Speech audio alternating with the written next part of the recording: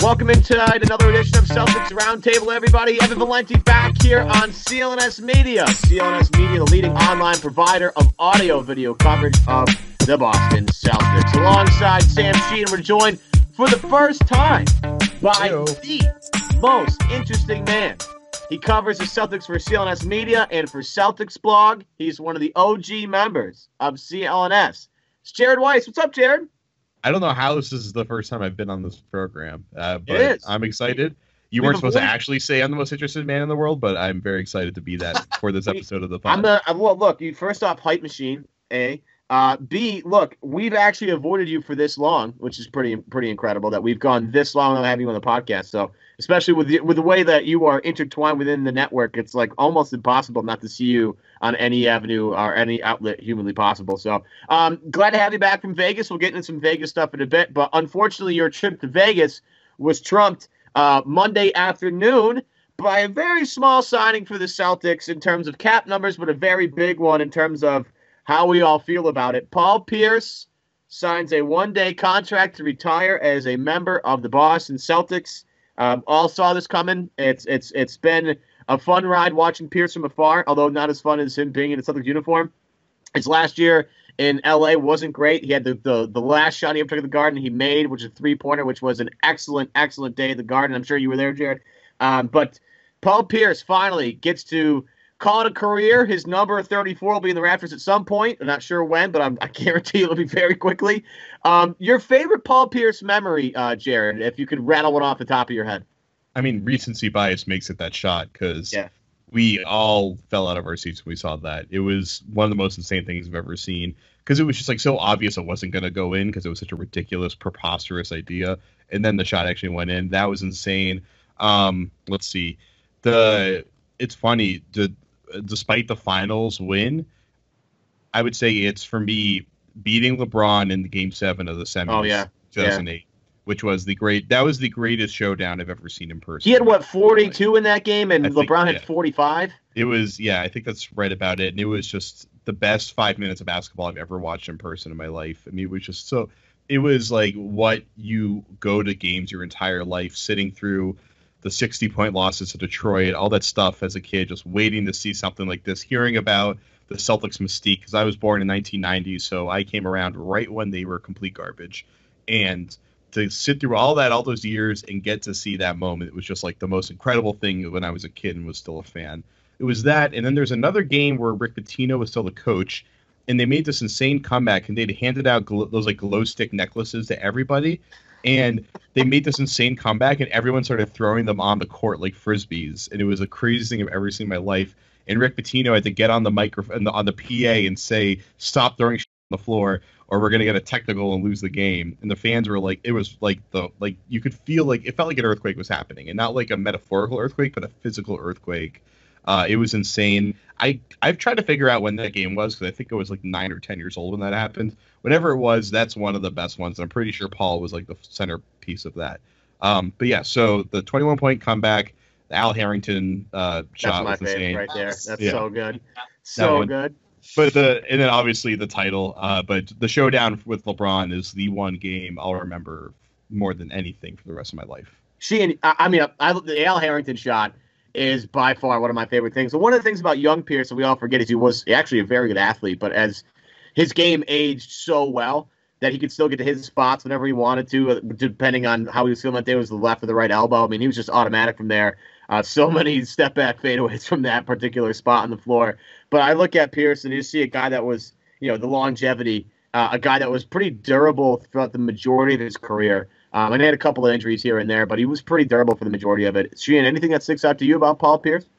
Well, I mean, I think that, I worry about what this is going to do because they already have a lot of small forwards on the roster. I don't know. Yeah, you're right. You know what? You're absolutely right. You get too many wings. Another wing player. But, I mean, Paul Pierce coming home, that's always going to be, the most important thing. I think, one of the things I think that we can really take away from Paul Pierce's career, too, is just how many years he had left even after he left the Celtics. You know what I'm saying? Like, people forget about, like, those Wizard series when he was just straight up trolling, like, Toronto for the Wizards. And I don't know. I feel like we kind of get in this mindset that, like, players after 30, these days are not useful, like this Al Horford contract is going to age badly and something like that. If you look at how old Paul Pierce was throughout this whole 2008, all those years that the Celtics competed, those Renaissance years, all of these like memories we have of, the later championship contending Paul Pierce. And he, continued to be effective well after that. And, and then we also have these great memories of, those Doc Rivers teams. I remember, I think, because you have to, if we want to bring in some of the more fun memories of Pierce, we can kind of look back on this and laugh. It was much less funny at the time, but I remember Pierce, wasn't there after one of the Pacers games or something, he bandaged up his face and said that they broke his jaw. I remember that. And Doc Rivers, I think Doc was the coach at the time, just started laughing at him in his face on the thing. I mean, he was young and he was, it was after a bad loss, but I mean, that's the kind of stuff you go through with a young guy, and you kind of saw him grow up into, this one of the greatest Celtics of all time. I mean, if you guys want to start talking about, where his place is among Celtics greats, I mean, is there you've got Russell and Larry? I mean, would you guys consider putting Pierce third amongst all-time Celtics greats? You would have to put Havlicek ahead of him, yeah. But yeah, I mean, it's so comparing title success is really tricky when you're comparing guys from before the merger to after the merger, because Boston won pretty much every title before the merger, so it's a little inflated. But I mean, Havlicek was ahead of him in almost all the categories, won a lot of titles. I think I'd probably still put McHale ahead of Pierce as well as Kuzi, because I was going to say, where's Kuzi in this list? Yeah, I mean, Kuzi won MVP of the league, so relative whatever, he still won MVP. I think it's a pretty consistent barometer of who was considered the best player at the time. Pierce never quite got to that level, even though he had a good 6-year period where he was an All-NBA player consistently. So, I put him in the top. I think I remember going through this a while ago and having him at number 5 or 6 or so. So he's in the starting lineup, and it's a Brad Stevens starting lineup, so it's all wings and one little big. Again, Pierce legacy. For guys our age, that's kind of our guy, right? You go everybody. It stinks that I didn't get to live during the '80s and the golden age of basketball. I missed that stuff. So I missed Bird, I missed McHale, Parrish, Bill Walton, Danny Ainge, Sheesting. I missed all those guys. I missed, obviously, with my being only 27, I missed Russell and Heinsohn and Casey and Sam Jones and Bob Cousy. But Paul Pierce is my guy. And as much as I love Paul Pierce to death, I sort of look at those teams as were they Paul's teams or were they KG's teams? Okay, so first off, I've never heard anyone say I feel like I missed out on the glory days of the Celtics so that I didn't get to see Jerry Seasting play. So yeah, I think we're making history on this episode. Oh yeah, man, I love it. I'm a sucker for that 7th, 8th, 9th guy off the bench who's totally one of my favorite players in Celtics history. Is a real quick side note is Leon Poe. Leon Poe had no knees by the time he left, but he would come in and give you a solid 12 minutes a night, and I love that guy. So I'm a real big sucker for the deep end of the bench guys. Those are my guys. Yeah, the 8th man's always been my calling card my entire life. I've never been enough to start. But for one, Poe is probably my favorite former Celtic that I know. I love that guy. He's amazing. He's the happiest person I've ever seen. It's insane. He had a short career in the NBA. Made a good amount of money considering his background. He's happier than Shaquille O'Neal, made $40 billion when he was a player. That's also why he's not gluing wigs on his head right now. But as far as identifying those teams, it's really hard. I kind of think of it as the KG era, which is part of that is that it's a way to clearly kind of delineate that era from before, because Pierce was the constant the whole time between when Antoine was there, when it was, Yuri Welsh's team with Paul Pierce, and then when it was And who would you even call like the in between period between Antoine and KG? Who was like his number? It was the Ricky Davis era, the Wally Zerbiak era. Yeah, you're right. You're right. I was going to say Zerbiak was the the Ricky. We'll call it the Ricky Zerbiak era. Zach Harper would be appalled if we didn't mention Ricky Davis in the Ricky Davis era. So he's the greatest player of all time. So yeah, he's the GOAT. But I think of it as the KG era, and I think it's equally as much about the way you can clearly like bright line bookmark the different eras, and then the fact that just everything turned around when KG came in, and he was clearly the heart and soul. Pierce was the executor that took it to bed, but KG was the heart and soul and set the tone for that team. And I think everyone that I've talked to over the years in the organization and people that were covering the team at the time and everything else that's just come out in general, I think it's really clearly made it about the storyline of that era was KG came in and KG elevated them to the promised land and brought out of Paul what nobody else could bring out of him before. And Right. I think I look at those years as the KG years. And while Pierce, I would consider a greater Celtic because of the longevity of what he did, and frankly, all the BS he had to put up with over the years with the terrible team that they had around him. Him and Doc really had to fight each other, and then eventually fight together to get through all that. And then they got rewarded for it in the end. But KG impacted every corner of that arena when he was there. There's so many. When I started covering the team right when the lockout ended in 2011. And I got the call like right after the lockout. You're covering, I think it was the Knicks for like the first game of the preseason or regular season. It was like I was covering that. I jump in there and it was just so obvious that KG owned the locker room and that everything was revolving around him. Paul was a relatively laid back, quiet guy. KG carried this aura around him. You don't understand what an aura is until you meet somebody like Kevin Garnett, and you see like angry emojis floating around his head. It's insane. He had this like intensity about him that like made you nervous when you would see him, and he would like say something to you and be nice to you, and you'd be like, but I'm pretty sure he's still gonna stab me after this. Yeah. And like it was insane. Keep your guard up.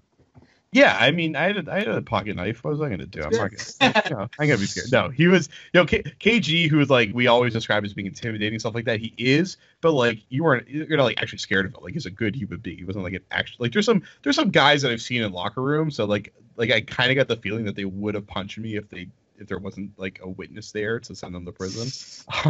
KG is not one of those people. He is a very, very good human being. Despite all the crazy stuff he's done, if he asked Tim Duncan about his mom and all that kind of stuff. Oh man, that's such a ridiculous story. I remember that one. But it's just funny that we talk about Paul in such high regard, and yet like when it came down to winning a title, like the team at that point was like the lifeblood of Kevin Garnett, and yeah, Paul Pierce was a really great second piece to that. But like and this is why like when we talk about retiring Kevin Garnett's number versus like retiring Ray's number, KG is like obviously much more prevalent in the history of the Celtics, right? Like in terms of like molding the team after his charisma and his blueprint and his defensive identity. So like I just find it funny that one of the greatest Celtics of all time, when it came down to winning a title, like that wasn't even his team; it was KG's team. Right, but I mean, I don't know. I kind of want to go to bat for Paul here. Do it. Come on, let's go. He's like he was that entire era of the Celtics. I mean, we grew up watching him. You know what I'm saying? As much as Kevin Garnett did elevate the Celtics to the championship, if you want to view things strictly like through that lens, I mean, like, what is Kevin Garnett going to go in the Hall of Fame as? You know, Timberwolves probably. Yeah, right. So a net. You know, like what Yeah, he's going in as a net. Well, let me cut you off and then I'll let you finish. Okay. I just want to say, just so I'm not caught making a hot take here, calling the Celtics KG's team is like calling the Warriors Draymond Green's team. It's like Draymond has the same role and the same impact on that team, and all those guys say like this is Draymond's team, but it's equally Steph Curry's team and now equally Kevin Durant's team. Although I guess maybe that you could call a little more Steph Curry's team, but it's like.